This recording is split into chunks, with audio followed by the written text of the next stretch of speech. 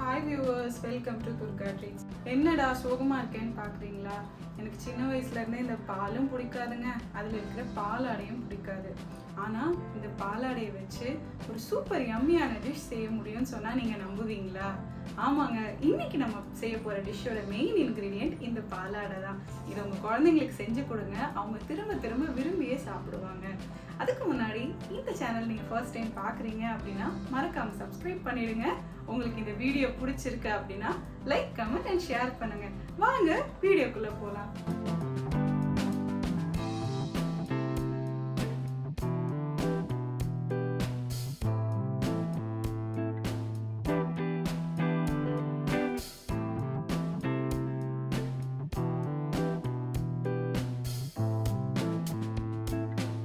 பாசுந்தி செய்கிறதுக்கு நான் ஒரு நான்ஸ்டிக் கடாய் எடுத்திருக்கேன். இல்லைன்னா நீங்கள் ஒரு திக் பாட்டம் பேன் கூட எடுத்துக்கலாம். அதில் 1 லிட்டர் ஃபுல் ஃபேட் மில்க் நான் ஆட் பண்ணியிருக்கேன். இதுக்கு பதிலாக பசும்பால் கூட நீங்கள் சேர்க்கலாம்.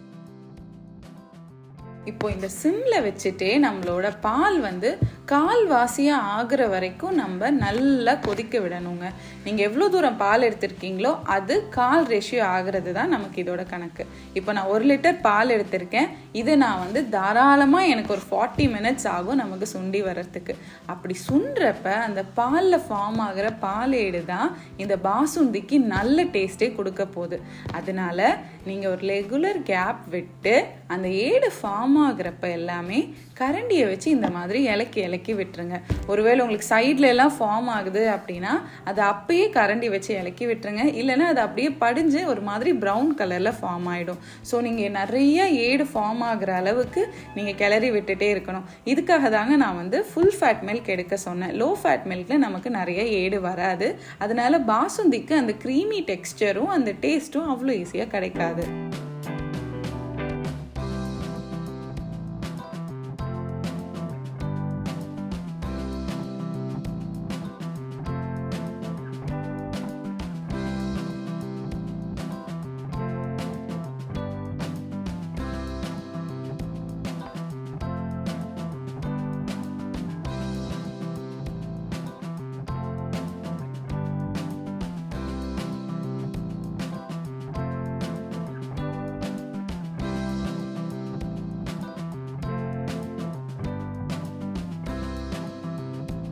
பால் நல்லா பாதியாக ஆனதுக்கு அப்புறமா நம்ம இடிச்சு வச்சிருக்கிற ஏலக்காய் இதில் போட்டு நல்லா மிக்ஸ் பண்ணி விடலாம்.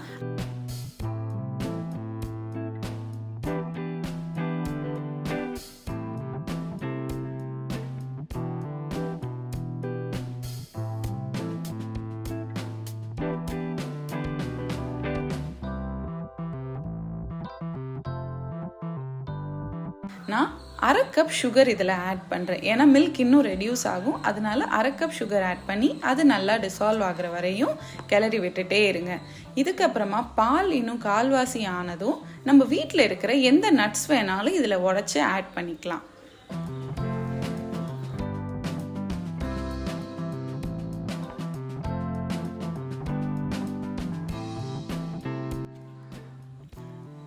நான் கொஞ்சமாக ஆல்மண்ட்ஸ், அதுக்கப்புறமா கொஞ்சமாக பிஸ்தாவும் இதில் ஆட் பண்ணுறேன்.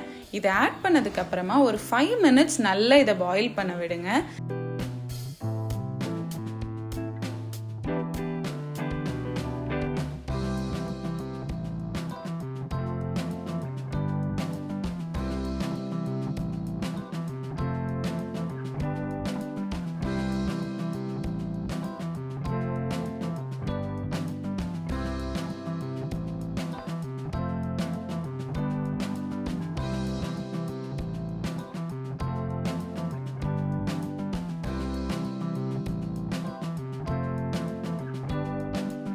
நல்லா பாயில் ஆனதுக்கு அப்புறமா நீங்க பார்த்தாலே தெரியும் ஒரு க்ரீமி டெக்ஸ்சர்ல நம்மளோட பாசுந்தி ரெடி ஆயிடுச்சு.